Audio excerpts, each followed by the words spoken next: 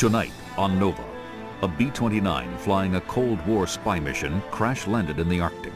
Her crew was rescued, but the Keybird was left behind. Nearly half a century later, a new team wants to bring her home. Just like new again. It'll fly. You bet it'll fly. But conditions are harsh, the work exhausting. Their shared dream becomes a life and death drama as they struggle to free the B-29 frozen in time.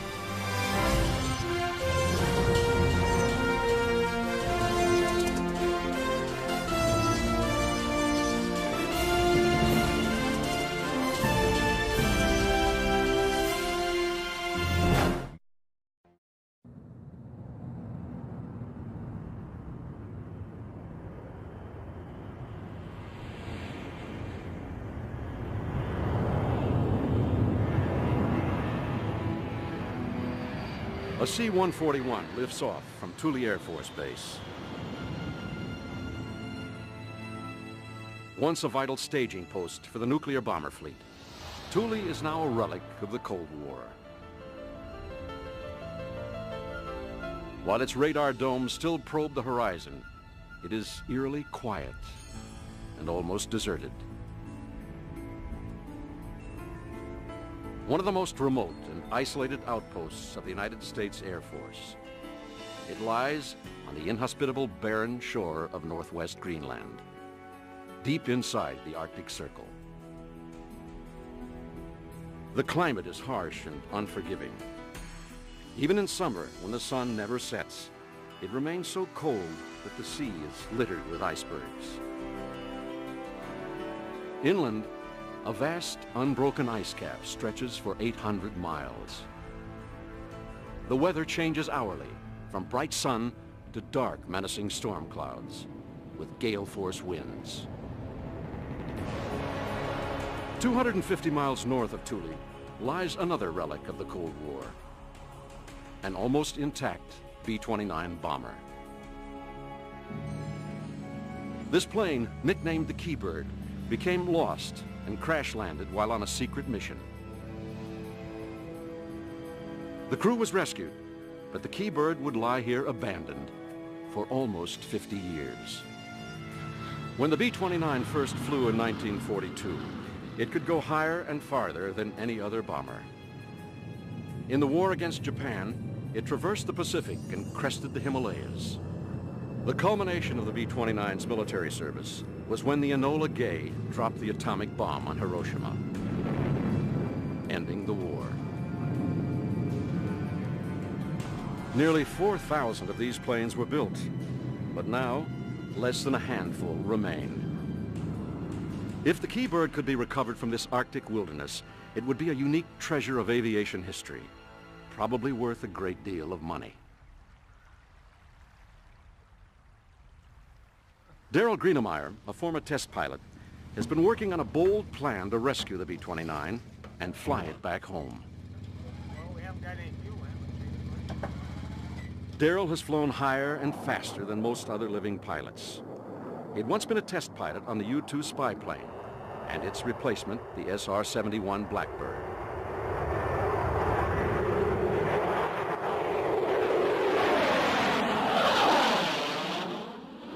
In the 70s, he built his own starfighter jet from spare parts to gain a low-altitude speed record, which he still holds. An accomplished pilot and engineer used to taking risks. If anyone could pull this off, it was Daryl. It really is a unique opportunity. It may be the only airplane in the world that I can think of that's been sitting somewhere for 50 years that you could actually get in and potentially fly. It's just in a faraway place. That's the reason it's available.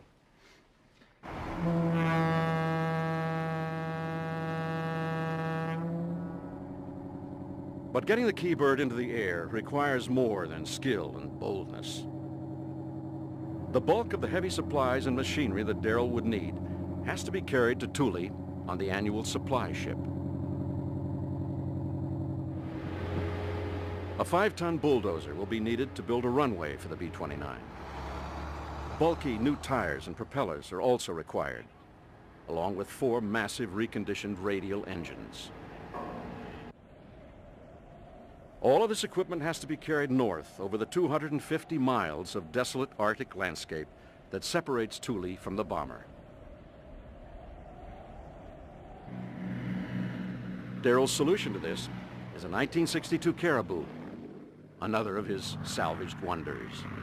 It's basically a short field, short landing and takeoff airplane, and it's made for unimproved fields. They used it in Vietnam a lot, and it's a pretty rugged airplane. It's ideal for this sort of thing, flying these engines in, and it'll carry a pretty good load. Rick Kriege, who has been Darrell's chief engineer for over 7 years, is responsible for making his plans work. With the Caribou's arrival in mid-July, Darrell's team is complete. Cecilio Grandi has been Rick's assistant for 3 years, learning on the job. Dirt doesn't go through the filter. Vernon Rich is a toolmaker and machinist. And Bob Vanderveen, as well as being another pair of hands, is going to do the cooking. Roger von Groot, a retired airline pilot and a distant relative of Baron von Richthofen, will fly the Caribou.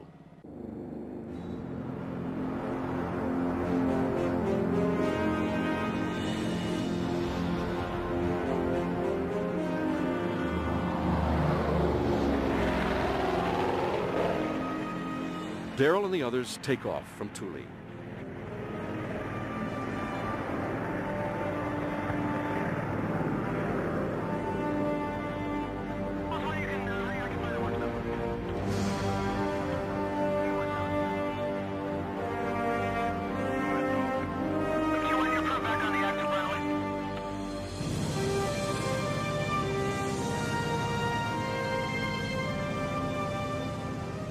Their flight takes them over uncharted mountains and glaciers, 250 miles north. It is a risky journey into the unknown, where the chances of rescue are slim. Finally, they come to the valley where the B-29 came to rest.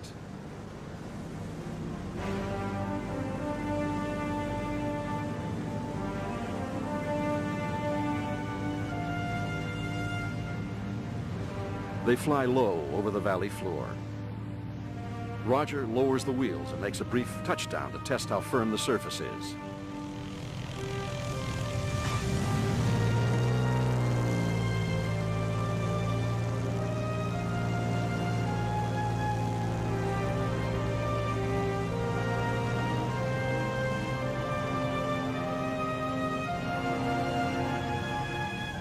It seems fine. So they go around and come in to make a landing. If anything goes wrong now, the consequences could be fatal.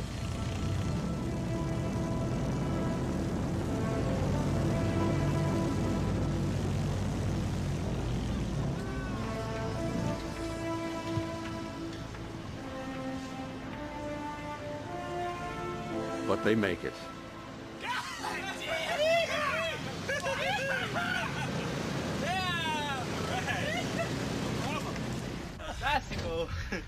Fantastico, yeah. The relief and euphoria spill out as they examine their landing strip. Fantastic, huh? If we can get the thing turned around in this soft dirt, Oh yeah, we can. And in fact, with this, I felt this is the first really soft stuff we had. Look back there.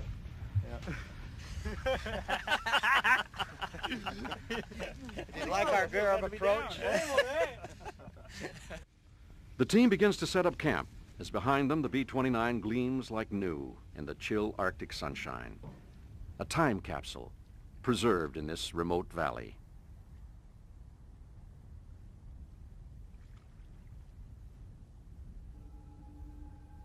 All around is evidence of the remarkable story of the Keybird's last crew.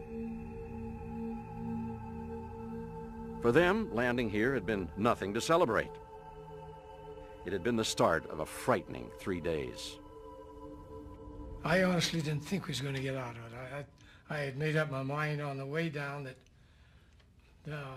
this is no dream. This is reality.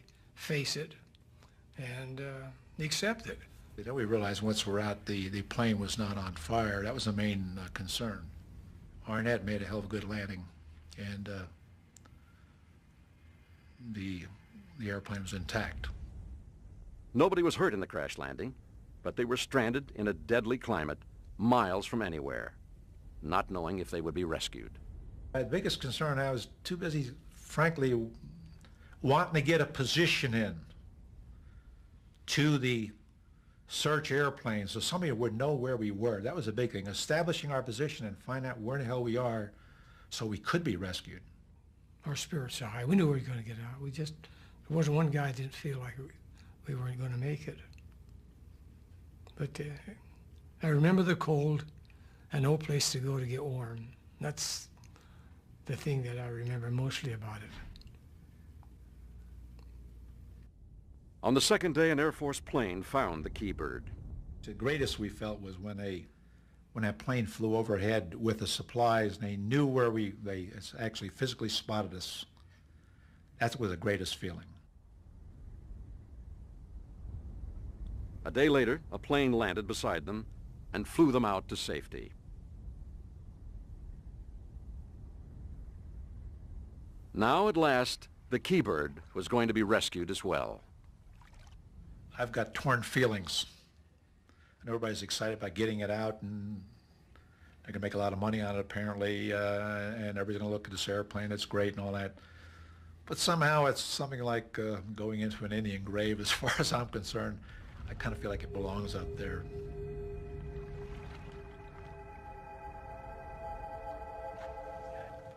No longer claimed by the Air Force, the Ķībird was now available to anyone who could fly her out.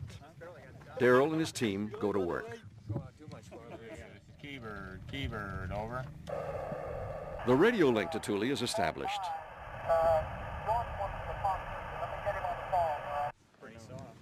The tents set up.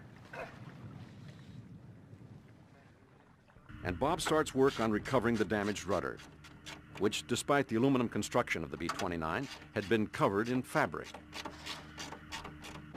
Then, as the Caribou taxis to return to Thule, their precarious situation is brought home to them. Darrell was trying to taxi around. I was out watching, and then he got going a little bit, and the nose wheel just went all the way 90. Both tires rolled off, rolled off the rim, lost all their air. I thought we were stuck there.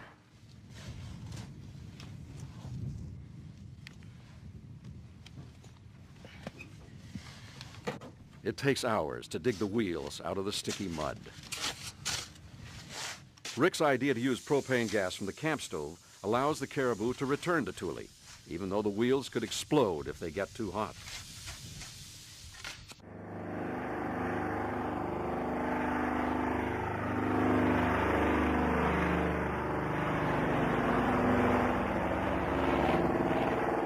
The plane takes off, leaving Rick, Bob, and Cecilio behind. Once at Thule, they refill the tires. Don't make any sparks. Just don't make any sparks.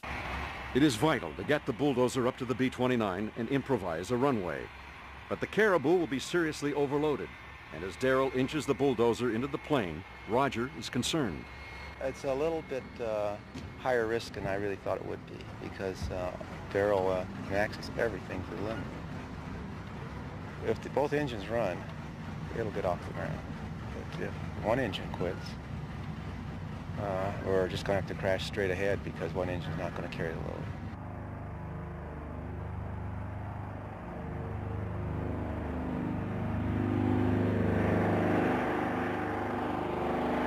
The Caribou, slow and cumbersome, returns to the B-29.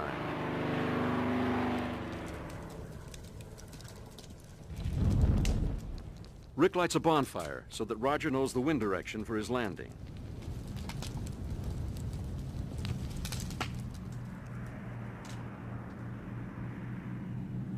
As the dangerously overloaded Caribou comes into land, people on the ground do not realize that something has gone seriously wrong.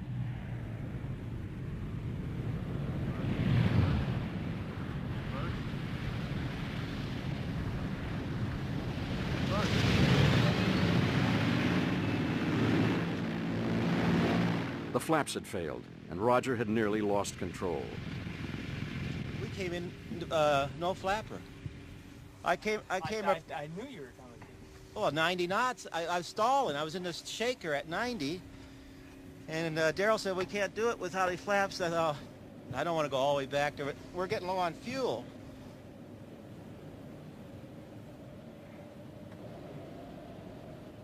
The Caribou has plowed into the soft earth. Another inch, and the propellers would have smashed into the ground. Disaster had been narrowly averted.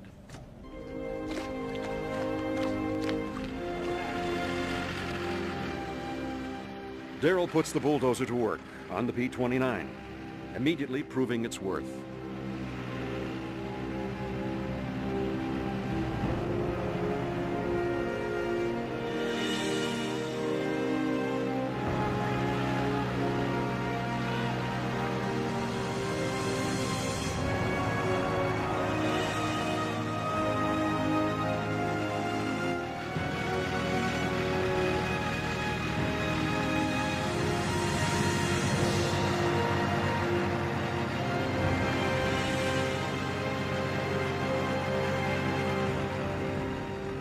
The Keybird is back on dry land for the first time in half a century.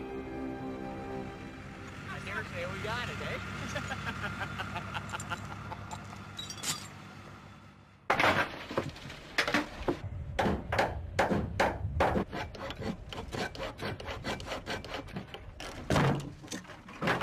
When the giant B-29 crashed in 1947, the bomb bay doors suffered the most obvious damage. They will be taken off to be replaced later. Well, the snow really cushioned it real well.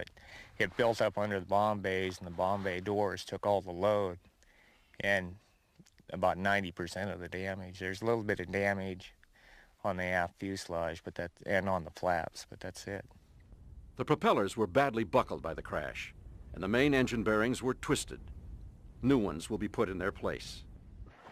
The key elements were the engines, but we've got 4 new engines. We ran 2 of them on the test stand. They ran great. We need to get these engines on and tidied up and ready to run, and then hang propellers. They take an inventory of the work necessary to get the plane airworthy. The tires, they look good, but they're rayon, and rayon doesn't age well, so we brought up some nylon tires to change them out. The rudder and the elevators are going to be changed out. Coming on over here to the ailerons, the control surfaces were fabric, and they have to be changed. They were paper thin. You could put your finger right through them. The summer here is very short, so time is of the essence. And Darrell has a limited budget. He planned to make a round trip in the Caribou every 2 days to fly in the engines and parts from Thule. The weather so far has prevented this. Darrell hoped the whole project could be finished in a month, but 2 weeks have passed. He has yet to fly a single new engine out of Thule. Captain Dugan, the base manager, asks him about the schedule. From when you got here, that you know, trying to plan to have people in here. That's assuming we could fly straight through, and we haven't been able to. And I told him, I said, the weather up here is not like, it may be summer, but it's not summer like you think of it in the United States. Yeah, that's right. Talk to the man upstairs and do something with this weather, will you? Well, to get it the same at both sites would be unique also. Yeah. Yeah. Yeah. Actually, the weather up there the last few days has been nice. Well, that's what I heard. I was going to say, it's good up there, and it hasn't been good here. In fact, it's hot. Yeah, it gets actually hot sometimes, like Yeah. 50 degrees. And no wind.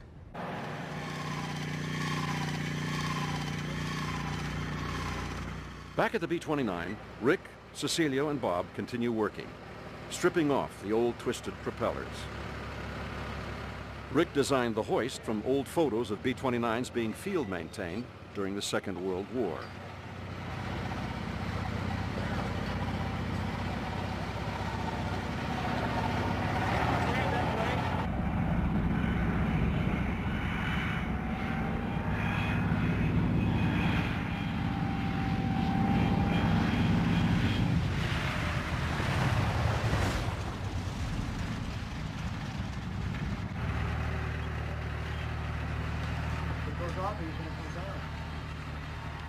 Darrell and Roger return with a new engine, and the old ones are slowly eased off. I lay down, just real easy. Go forward.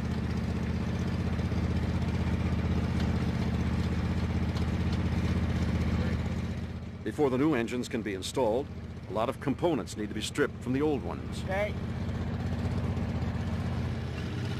Well, how do you want to dismantle this thing? Well, first we got to take the carburetor, take all this stuff off. Then we got to take the injection pumps off, and then we got to take the carburetor off. Okay. And then we take the motor mount off. All right.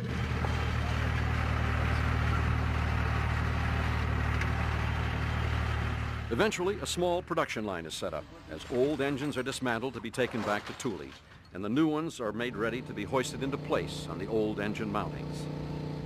The engines themselves are massive 18-cylinder radials, the most powerful ever built. Changing these huge engines in a warm hangar is difficult enough. Doing it in the middle of the Arctic will be a back-breaking task.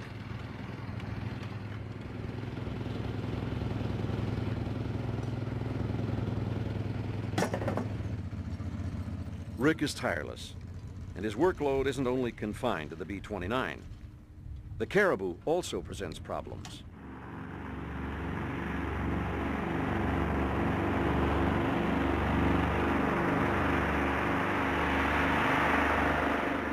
The Caribou takes off on its third trip to Thule.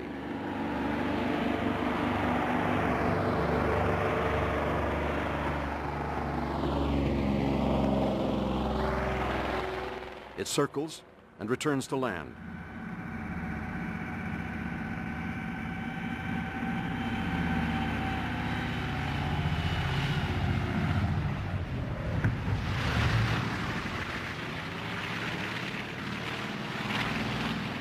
Roger thinks there may be an engine fire. As soon as I went to cruise power, the light came on and it was flashing. And I went back and looked at the engine. I didn't see any smoke or anything, but I was reading in a book where they said you can get some fires internally with no smoke evidence, so we thought it was prudent to come back where the maintenance is.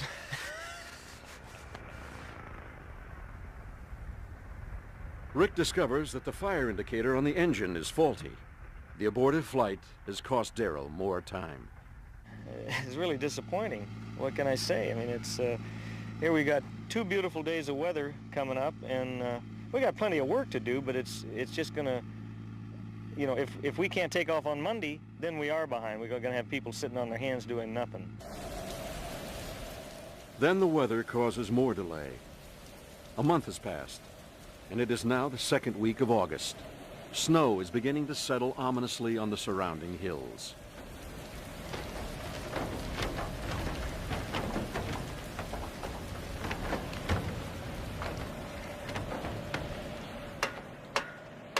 Rick and Cecilio keep working even in the rain, hammering on the exhaust cowlings.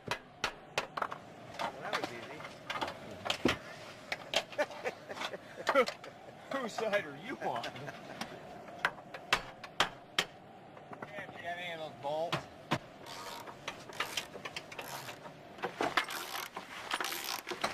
Have you heard a report from the CASA on the tops of the clouds, and also is it scattered or broken back at Thule? It's broken back here. And scattered 1.7. Darrell is desperate to keep the shuttle flights going and feels that he has to risk flying in bad weather. So don't bother going that direction. Okay, I guess we'll give it a shot. We'll come around and then we'll try and come in under it.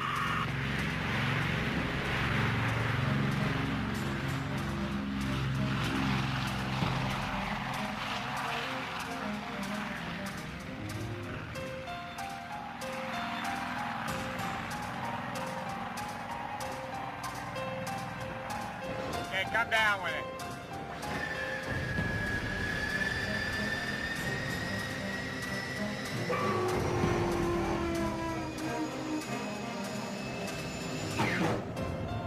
Let's go ahead and go back up with it again.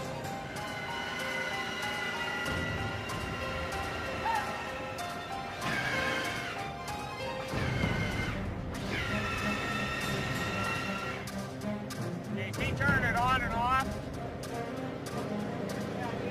Turn on again.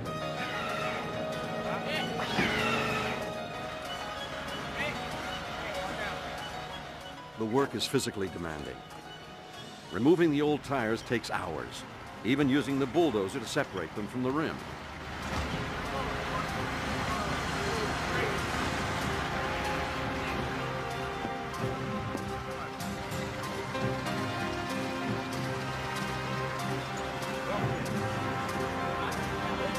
Hey, Bob. Now.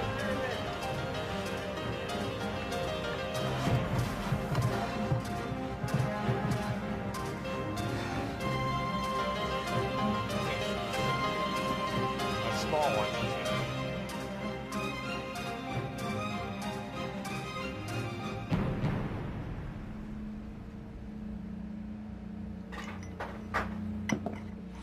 Rick is beginning to show the strain of this hard work. Looks exhausted.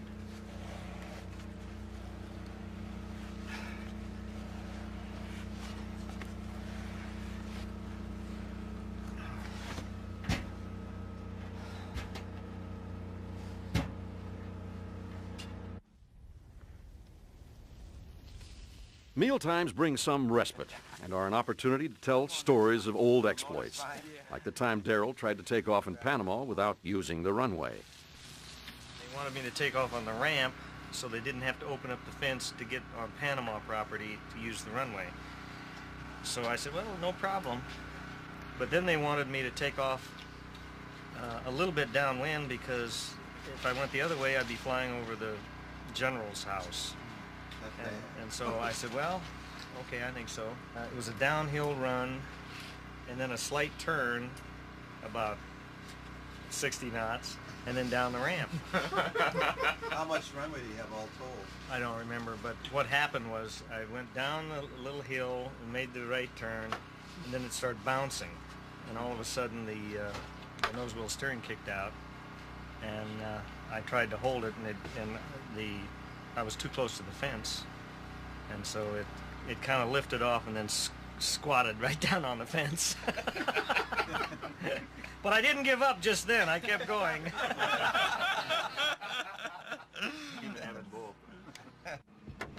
Working under the wing in that snowstorm, it was too hot. It was coming loose because of that. Oh, really? Bob has finished recovering the rudder with fabric, and he and Roger are now putting the finishing touches to it. Vernon has to make many of the small components for the rudder cables and control surfaces from scratch. Without blueprints, it is not easy. In its place, and then drill this one out and stick it in the other end, so we'll have the same configuration. Just like we made the other two. Well, you just yeah, except that. No, we'll go to this size bolt. Right. Yeah. Right. Yeah. So we're going up. Okay. Right. Just like new again. Yeah. It'll fly. This is the real recovery work here. It'll fly. You bet it'll fly.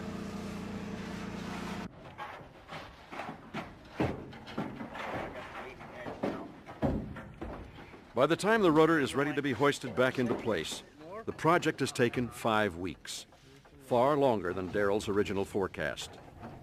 Why don't you give me that, bolt? Is that the correct one up there? Yep. But the sun is now back, and people's spirits have lifted again. All right. Beautiful.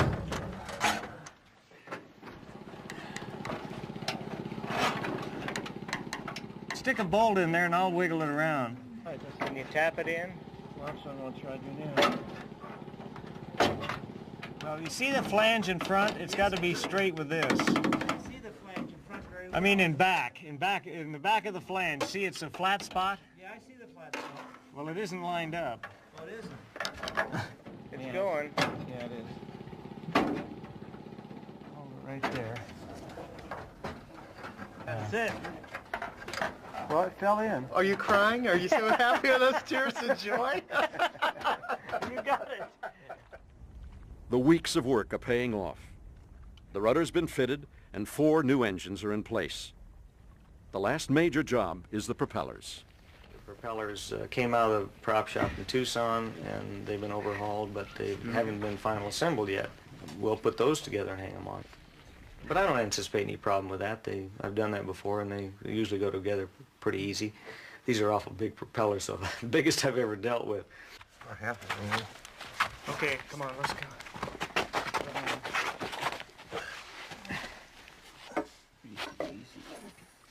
Carefully balanced in a workshop back home, they have to be assembled in the right sequence, or they'll rip the engines apart. Oh, Vernon, I stepped right on your foot. Sorry. Okay. Okay. Come on in. Oh, spring fella. Oh. This way? Yeah, put it on the... Well, I think it needs to be wiped off. It's probably got sand all over it now. Set it down. Okay, it's down. Here, let me have it. Up. Okay. You got it. All right, here we go. Let's go. Huh. Okay, set it down.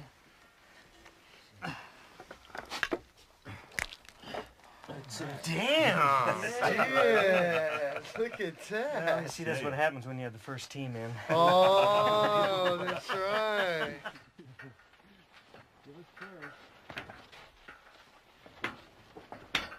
Push! 16 feet across and weighing almost a ton, they're difficult to maneuver. Okay, that looks good. Whoa, whoa, whoa. We're gonna have to come down about 1.5 inches first. How's the crane for it? Okay. A little bit more. Okay, hold it. Okay, that's it. Okay, now you should be able to rock it. Okay. Jump on it. Now it's time to start an engine. Click.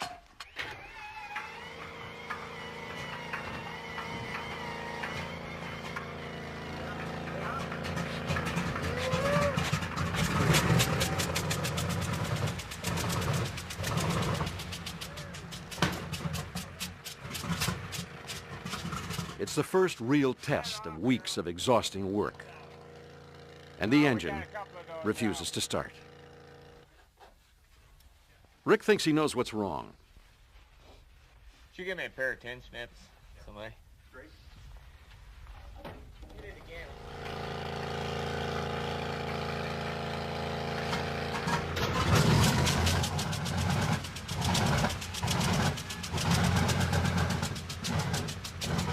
No, change pressure. Carburetor doesn't want to work. The carburetor needs adjusting.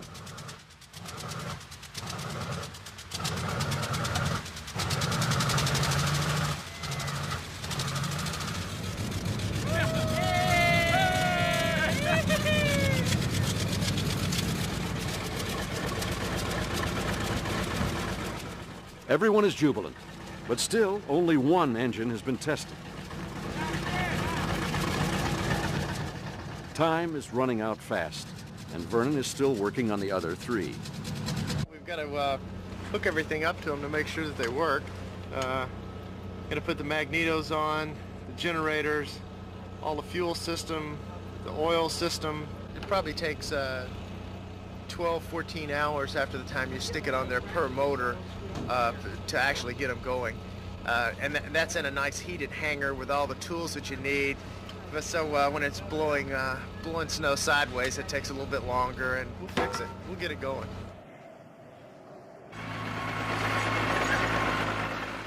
The last major hurdle is a runway.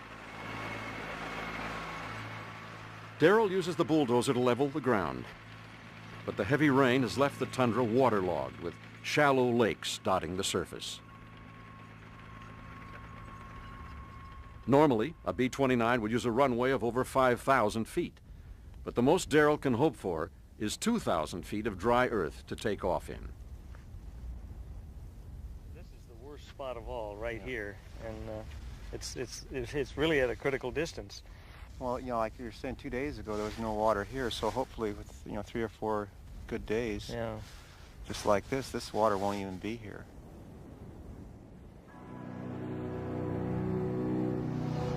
It's August the 22nd, and the first sunset at midnight signals the approach of the polar winter.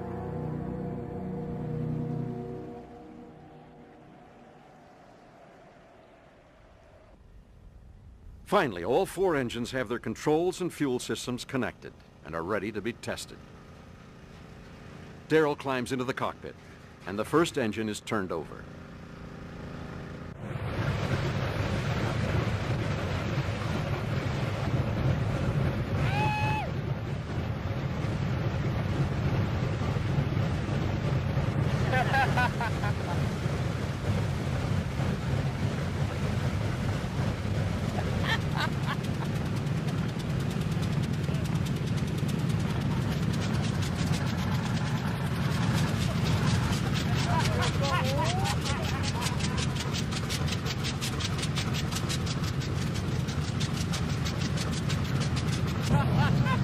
That's a beautiful sight. Beautiful. Good.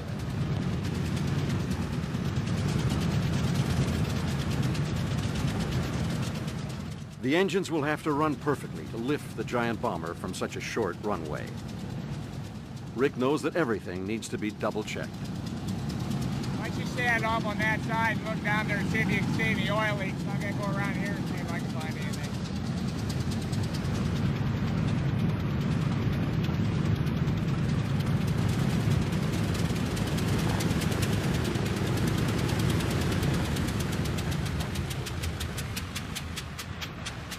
Work continues on the engines, eliminating oil leaks, making sure everything will work as it should. This one's got an oil leak, that one's got a loose pusher on tube. It seems that the flight of the Keybird will be only a few days away.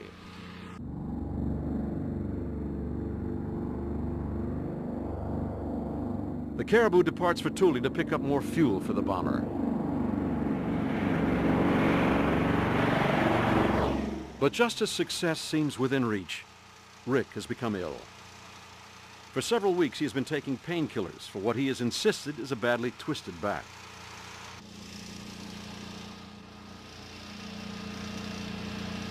Most days, he's faced the grueling schedule in great pain. He has now collapsed and can no longer do any work.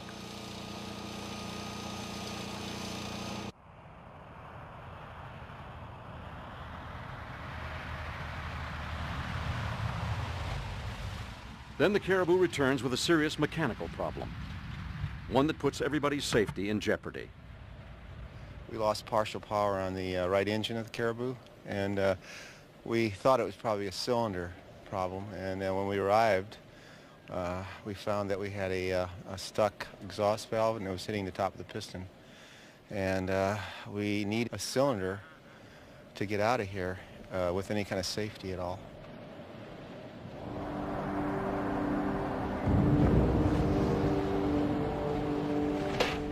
The winter finally hits, bringing gale-force winds and freezing rain.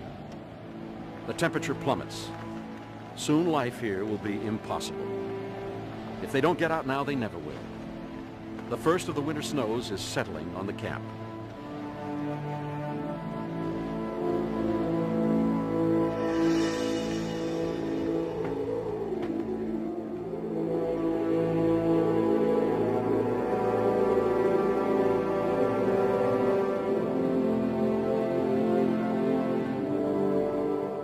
After 2 months, time has beaten Darrell.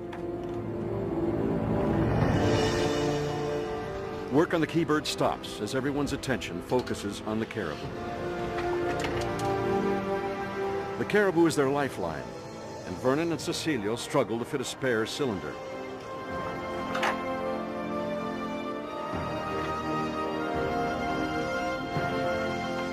Despite inadequate tools and freezing fingers, they manage to do it.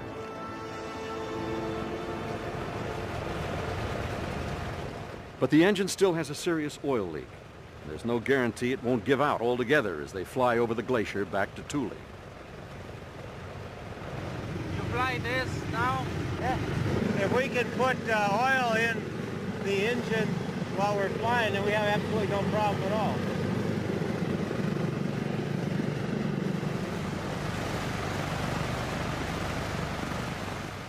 Every flight of the Caribou was a flirtation with death.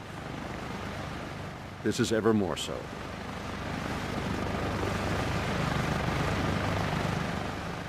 As ice is knocked off the Caribou's wings, Darrell faces up to the fact that he can go no further.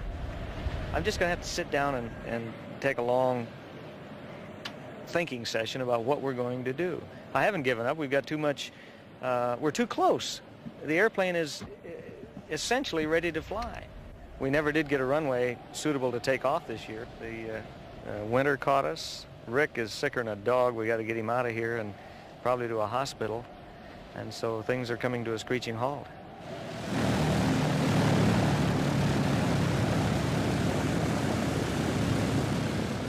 At last, they're ready to pull out, leaving the Keybird where it has been for nearly 50 years.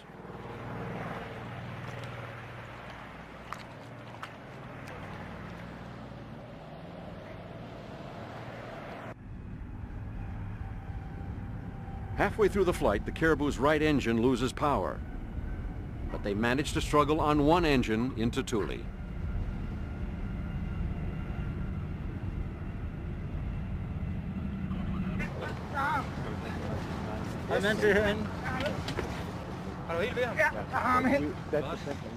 Rick is carried off into an ambulance.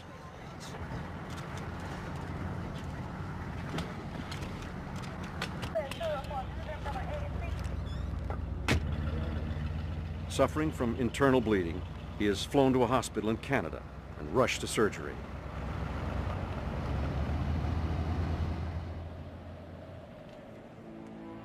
Two weeks later, this kind and gentle man, a resourceful and highly skilled engineer, died of a blood clot.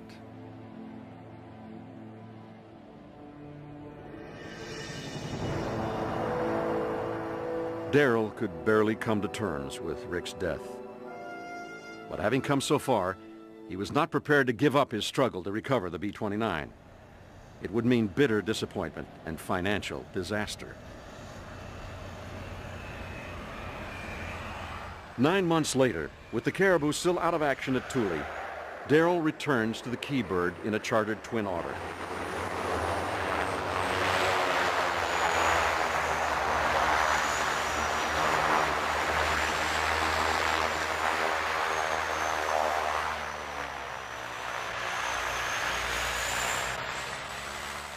He has enlarged the team with the inclusion of Matt Jackson and John Cater, both specialists in radial engines, an old friend, Al Hansen, and Thad Doolin, a qualified B-29 flight engineer. The temperature never rises above 24 degrees Fahrenheit. The cold makes the work far more difficult. But Darrell's plan is to use the surface of the frozen lake as a runway. We were trying to get here as late as possible before the ice melted so that we could use the lake for the runway and yet not have miserable cold weather. The lake is covered in snowdrifts, but Darrell's main concern is how long it will remain frozen. I'd say 2 weeks we've got to get on that lake or we're in trouble. The snow has piled up around the Keybird, and the engines need to be thoroughly checked after the winter. The new team is all business, and the biting cold is a spur to their determination to get the job done. What did you do with that fitting? You took off the #1 feather and pump to put the line on. Darrell's concerned about the effect the cold will have on the engines and takes his time warming them up. You run it at low RPM until the oil temperature gets up. How long will that take? 10 minutes.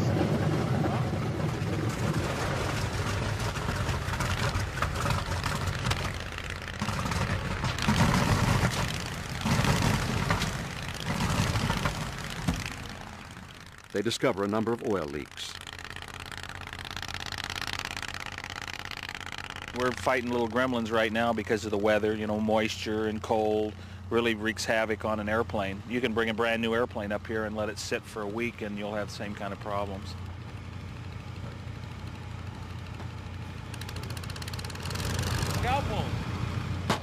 The engine cowlings have to be taken off and replaced every time something needs fixing in the engines.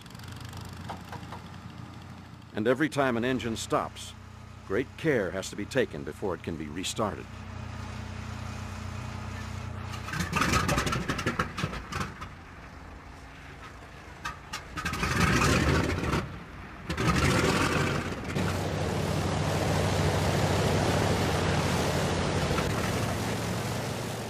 After a week of work, the engines are running smoothly and the oil leaks have been eliminated. The flight of the Ķībird is approaching, and Darrell turns his thoughts to the runway. What I'm concerned about is the drifts on the lake. I tried to flatten them out with the bulldozer and the grader that we've got, but I may have created more problem than I cured because it left little mounds. The problem with the B-29 is there's no nose wheel steering, and so when I hit one of these mounds with the right gear, it's going to pull right. It's a problem. We're just going to have to get out and try it. The engines cool quickly in this climate, and an oil-burning heater pipes hot air under the cowlings to keep them close to working temperature. Preparations are underway for the first flight. Darrell must be ready as soon as the conditions are right. Today is a good day. It's warmer, and what we'll do is we'll start at one end. We're preheating one engine now, and we'll start it, and we'll start the next one, and then get to the third one. By the time we get to the third one, we'll probably go back and run the first one, and then so we get them all up to temperature at the same time. And then once we get them up there, we've got to keep them there. That's why it's so critical to once we get everything warmed up and ready to go, that we don't dally, we go. Otherwise, we got to start the whole process again, and that's burning fuel, which is a precious commodity up here. You know, when the engines are running, there's a surge of adrenaline. I want to get in it and go, and I think it'll make it.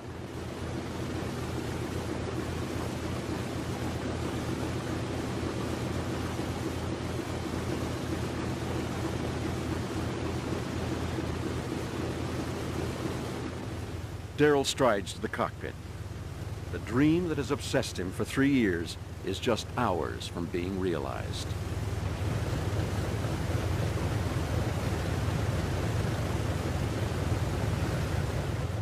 Thad sits at the flight engineer's console to start all 4 engines. Here we go on 4, Darrell. Okay.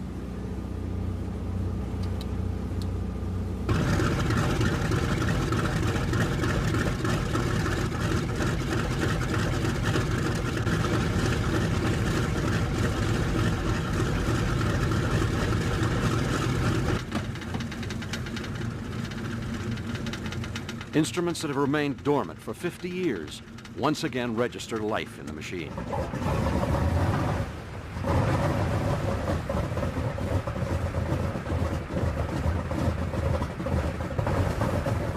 The giant radial engines can deliver over 2,000 horsepower each.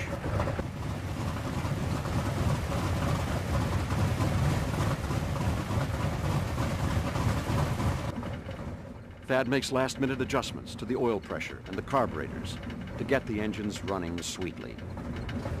I have much in the way of nose oil pressure on 3, Darrell. Well, it's coming up now. Manifold pressure gauge just came loose.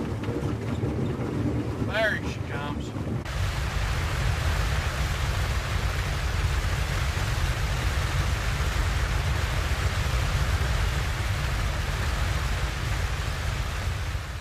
As the propellers shimmer in the sunlight, Darrell puts the coordinates for Thule into the newly installed satellite navigation system.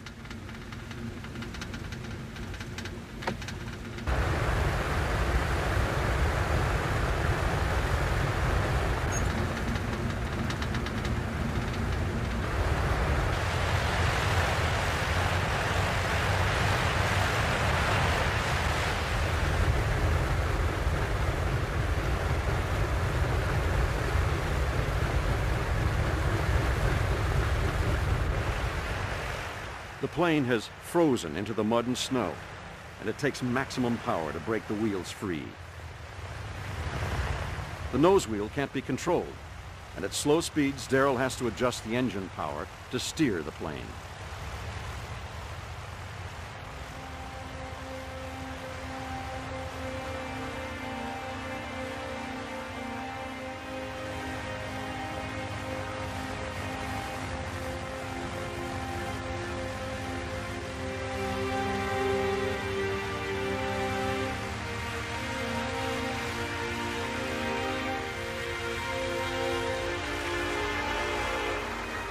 Finally, it is moving in a wide circle out onto the lake, on its way toward the end of the runway.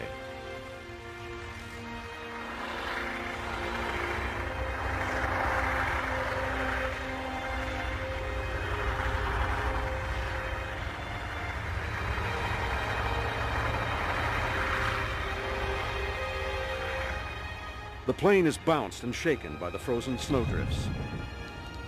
Suddenly, smoke can be seen pouring from the windows in the cockpit.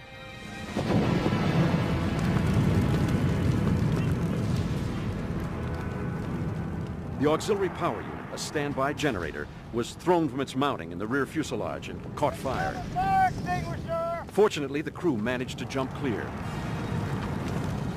Darrell shouts for more extinguishers, but it is too late.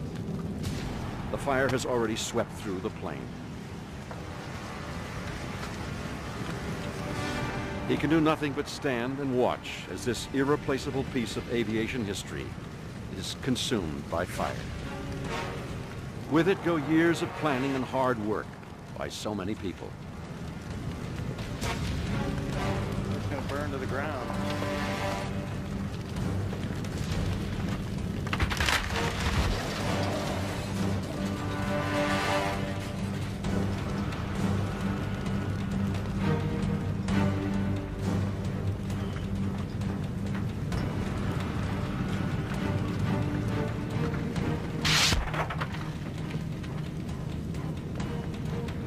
Apparently the APU was left running in the tail, and the fuel tank broke loose and dumped fuel on the APU and started to fire in the tail.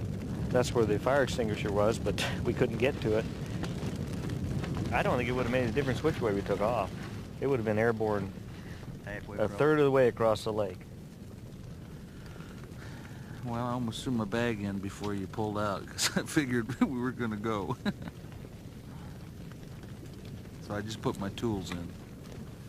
Where are they, up front? No, they're in the tail where the fire was. Go on. My tools are up front. Well, it wasn't because you didn't try.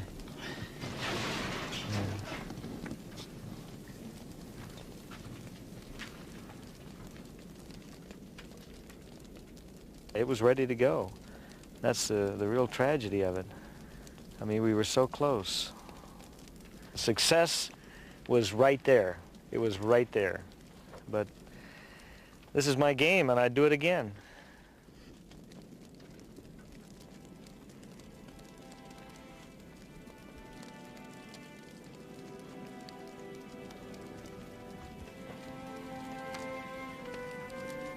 Darrell had faith that the B-29 would fly once again with him at the controls.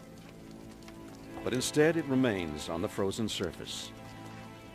When the ice melts, what's left of the Keybird, the new engines and propellers, will sink and come to rest on the dark bottom of the lake forever.